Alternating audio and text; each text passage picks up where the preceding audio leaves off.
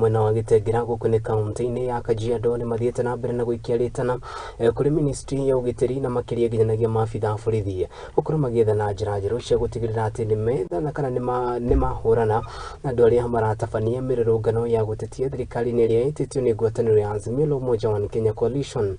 Makiaria na andiki a mohoro ni mathiete na mbere na gutariria ati mirurungano iria hitukire ni marathire na mbere na gutara hathara makiuga matiharirie guthii na mbere na gutara hathara ta iyo. Gukiri uguo mathiete na mbere na guikiaritana kuri maabitha borithi matigakorwo makihuthira hinya mukiruku na makiria kuri andu aria marakorwo magitabania mirurungano ino.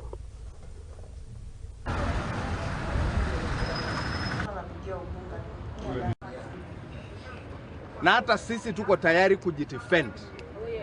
Kama serikali haiwezi kudefend wananchi wake, sisi tutaweka watu wetu. Yes.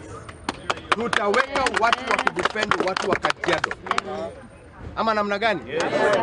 So tunataka kuambia wale watu wametoka nje kuja kuharibu Kajiado, siku yenye mnaweka hiyo mkutano yenu ya kuja kuharibu, kujeni tutakutana na nyinyi hapa. Yes. Cannot accept goons, hooligans, terrorists wakuje waharibu mali ya wananchi wa Kajiado.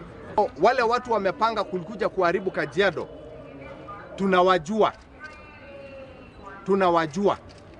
na kutoka leo na going forward tunataka serikali wakabili kabisa. Yes, watu wanakuja na bags na mamawe.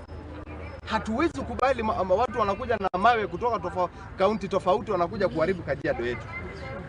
Hawa watu wakikuja tutajua vile tutawafanya. Askari hawatakuwa wamefanya hiyo kazi yao, maana serikali imechukua hiyo hali kwa njia nyingine. Tukienda hivi jamani, tutakuwa na inji zinachomwa.